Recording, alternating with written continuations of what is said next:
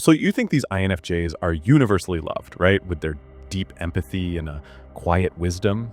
Well, surprise! There are people out there who secretly despise them. Yeah, I know. Shocking. Some personality types find INFJs not just confusing, but like a threat to their existence. Today, we're going to dive into why certain types of people dislike INFJs, like secretly, and how their most powerful traits actually trigger resentment from others. Stay tuned because you might recognize these dynamics in your own life, and we'll uncover the truth behind these hidden tensions that INFJs face. Trust me, it's going to be a riot. All right, so first up, the ego-driven. You know, those gems who get all hot and bothered by an INFJ's emotional IQ. INFJs, they're famous for this emotional intelligence thing, right? They can sniff out what you're feeling, like with laser precision. And let me tell you, that can be real awkward for some folks. Now picture this. You got your ego-driven types, the ones who think they're running the show with their feelings, always fronting like they're top dog. Well, they can't stand INFJs. Why?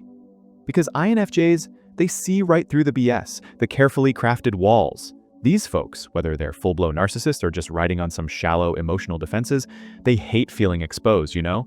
And INFJs, without even trying, force them to face their soft spots.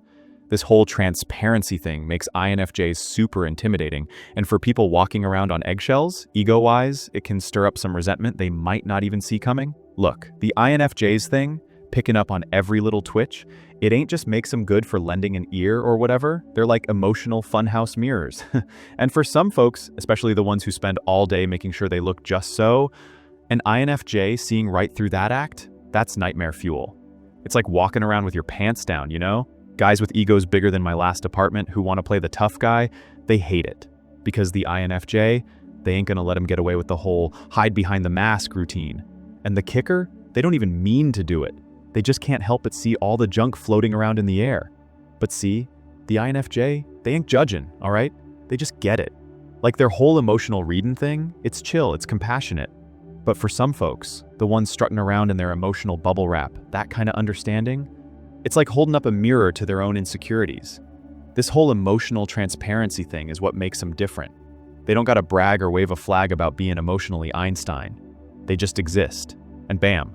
Truth, empathy, and authenticity just kind of spill out. And for the poor souls who can't stomach being seen for who they really are, forget about it. Being around an INFJ is going to stir up some resentment simmering quietly, you know? So next time you run into someone giving you the cold shoulder, even when you're trying to connect, just remember, your emotional realness might just be too much for them to swallow. This whole vulnerability, this empathy, it ain't a weakness, see? It's what makes INFJs so damn powerful. And it's precisely why some people secretly can't stand them. Go figure. Secondly, the self-centered. Why a narcissist can't stand INFJ selflessness. So, INFJs, right? They're always getting praise for being all selfless. They're naturally inclined to put others' needs above their own, even if it screws them over. But get this, that very trait makes them targets for a certain kind of jerk. Narcissists. You know, the types obsessed with their own image, always needing constant admiration. They find this selflessness insufferable. I mean, the INFJ's genuine concern for others, it just exposes a stark contrast to the narcissist's self-serving nature. Narcissists, they thrive on validation, always got to be the center of attention, always needing that admiration. So when they come face to face with an INFJ's selfless thing, they feel threatened, see? INFJs, they don't play the self-centered game. They're not interested in power, they don't seek admiration, and most importantly, they don't worship the narcissist's need for control, capiche? So what's next, huh? Silent resentment, that's what. This narcissist, see, they can't stand that someone else is compassionate without needing something back, because for them, everything is a transaction. They need people to feed their ego, their inflated ego, and this INFJ's genuine selflessness, it questions their whole worldview. Makes them feel small, insignificant, and they can't tolerate that. The INFJ's empathy, connecting with people on a deep level, just makes it worse. It's like the INFJ is exposing their emptiness, and nobody likes to feel exposed, am I right? But it ain't just the narcissist's ego, it's their whole sense of identity that's fragile. They can't handle seeing someone else being authentic, genuinely caring, without expecting rewards. For an INFJ, showing compassion is natural, it's their essence, but for the narcissist, unfathomable. They can't grasp a world where Someone don't need constant attention, praise. And that's why INFJs often find themselves secretly disliked by narcissists, even if they don't show it on the surface. Ever been on the receiving end of a narcissist's quiet disdain? Can't figure out why they're so cold, distant, even though you're being kind? Well, it could be your selflessness. The very thing that makes you who you are is exactly what triggers their resentment. Thirdly, the superficial. How shallow people, can't handle an INFJ's profundity. INFJs, they're pegged as the deep thinkers of the personality types. They're always looking beyond the surface, hunting for real connections that actually mean something. But here's the kicker. See, this can be a total buzzkill for those folks who are just fine splashing around in the shallow end of the pool. To these superficial types, INFJs are everything they try to dodge, like emotional depth, thinking too much, and needing to have actual conversations. INFJs are always dissecting the world's layers, while some are happy with just small talk, fake relationships, and worrying about how things look. INFJs shake up that cozy little world, and, well, they don't like that too much. The INFJ's skill at diving deep into feelings and big life questions makes them stick out in a world obsessed with getting everything right now and buying more stuff. People living in the kiddie pool often can't keep up with how deep an INFJ thinks. Not that they're bad people, they just don't get why you'd want to think so hard. But when INFJs try to get them talking about something real, or when they even try to question their simple way of seeing things, it's like a jolt to their system. This run-in with depth can make these types real uncomfortable, and when they can't match the INFJ's emotional or intellectual level, they kind of resent them for showing them how empty their own lives are. So, INFJs, right? They don't exactly go around waving their depth in your face, they just, offer it. But to those folks who are all about keeping up appearances, playing it safe, INFJs, they're like a surprise inspection. They see right through the sparkly stuff, and suddenly Mr. or Ms. Shallow is feeling kind of exposed. They can't stand that these INFJs can see what's underneath, and that's exactly why they start giving you the cold shoulder. INFJs, just by being themselves, they mess with the top layer of the world that a lot of people would rather just avoid. So, next time you feel someone backing away after you had a real conversation, or they suddenly get all distant, maybe it's because you seeing past the surface made them sweat a little. INFJs aren't forcing their depth on anyone, they're just living it. But that's what makes them so unbearable to the ones who are only skin deep.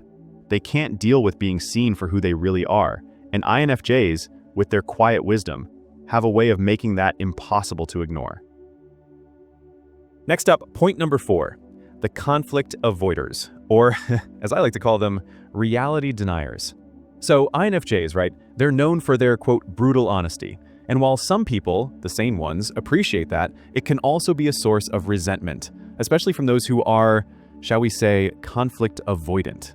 These gems, who run from confrontation like it's a bad open mic night, find INFJ's directness unsettling. INFJs, they don't exactly tiptoe around saying what needs to be said, even if it's a little hard to swallow. This fearless honesty can feel like an emotional sledgehammer to those who'd rather hide behind the usual pleasantries and avoid dealing with anything remotely personal or sensitive. See, the problem is, these conflict avoidant types, they live their lives in a state of denial. Constant avoidance. They're always trying to protect their oh-so-fragile emotional state by steering clear of anything that might cause discomfort. INFJs, though, they don't sugarcoat anything. They'll say what they feel needs to be said, and that can be a rude awakening for people who aren't used to facing reality. They have a way of putting pressure on others, whether they mean to or not, that forces them to actually deal with their emotional baggage. Like therapy, but free and unsolicited. So what happens when this conflict-averse person runs into an INFJ? They get irritated, but it ain't always so obvious. INFJ's willingness to, actually deal with the uncomfortable truth kind of messes with their carefully constructed piece. INFJs, they often see right through the fake fronts that these people put up and expose the holes in their emotional armor, which can make them feel vulnerable and exposed. In short, the directness of the INFJ forces these people to face their inner garbage, and most will avoid that at all costs. So instead of being grateful for the insight, they may resent the INFJ for forcing them into the stuff they don't want to deal with. Ever have one of those awkward moments where someone seems to go cold or avoids a deeper conversation after you said something too real? Yeah, you're probably dealing with a conflict avoidant type who couldn't handle the truth you just laid on them. They'll never say it outright, but inside they're resentful of your honesty because it shattered their comfortable, emotionally protected world. Tough crowd, I tell you. All right, so fifthly, the overachievers. Why ambitious folks think INFJs are, in their way. INFJs, see, they're all about purpose, not so much the whole success thing. They ain't chasing after the spotlight, fancy titles, or schmoozing their way up the social ladder. Nah, they're looking for something real, something that actually means something.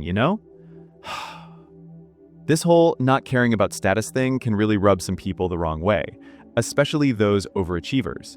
These guys, they're all about winning, and when they meet an INFJ, it's like their whole worldview gets a reality check from someone who just ain't playing the same game.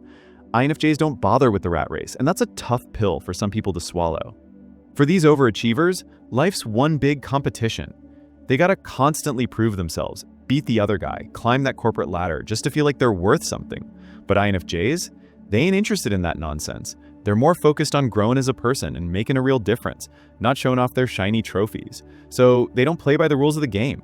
They're too busy building real connections, doing their own thing, and finding happiness, which is like trying to explain quantum physics to someone who's just counting likes on their Instagram. So this whole values thing, it's a real headache, especially for your overachievers. I mean, they just can't wrap their heads around why INFJs ain't chasing the same shiny gold stars. And that just breeds resentment. They're looking at these INFJs thinking, what's with the chill pill? This ain't productive, it's just plain lazy. The INFJs just vibing, cool as a cucumber, while Mr. Overachiever's hustling in this crazy, fast-paced world. And that difference? It feels like a freaking roadblock to someone who scores themselves by how many trophies they got. But here's the kicker. Overachievers, they're secretly stewing because the INFJ's whole deal throws a wrench in their worldview. INFJs don't need a pat on the back to feel good, and that's like an alien concept to the achievement junkies. They feel like INFJs aren't just rejecting their version of success, they're straight up breaking the rules by just being themselves, thinking outside the box. This frustration, it's like a silent but deadly fart in a crowded elevator, with the overachiever feeling like these INFJs are somehow standing in the way of what they think is the real deal. All right, so sixthly, the control seekers, or why these manipulative people just hate on INFJ's boundaries. Manipulative folks, they just gotta have control. In relationships, social circles, the workplace, you name it. They want to run the show, control the narrative, and basically everyone around them. But here's where INFJs, they become a real problem. See, INFJs, they're boundary freaking experts. They've learned the hard way how to set up these clear, emotional boundaries to guard their own energy and well-being. And that's where the fun begins. To a manipulative person, an INFJ's natural resistance to being controlled, it's like a brick wall they can't bust through, and it just drives them nuts. Control freaks, especially the ones who lean on being manipulative, they just can't handle it when someone doesn't let them call all the shots in a relationship. INFJs, they're strong-willed and they're self-aware, so they see right through the BS. Guilt trips, emotional blackmail, subtle arm twisting. INFJs spot these tactics coming from a mile away. And when they call them out by enforcing their boundaries, it shows the manipulator for what they really are. Just some sad sack who preys on other people's emotional weaknesses. So, INFJs, right? They ain't afraid to just walk away, cut ties with folks who are always trying to weasel their way into their personal bubble. And for some control freak, that's like an immediate threat. They can't stand that someone can stand their ground without feeling guilty or compromising. INFJs not playing these power games? That ain't just annoying for the manipulator, it's a direct challenge to their control. And the more the INFJ pushes back, the more the manipulator feels their power just slipping away. It's like a silent war that leaves the manipulator feeling like they've been totally defeated. So, while INFJs are seen as quiet, peaceful types, their ability to create emotional distance and hold their ground when someone's trying to manipulate them, that's what makes them unstoppable in protecting their energy.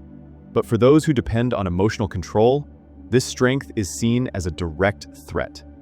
They can't stand that INFJs can just walk away from toxic relationships without even thinking twice, leaving manipulators feeling totally powerless. Whew, I need a drink after that.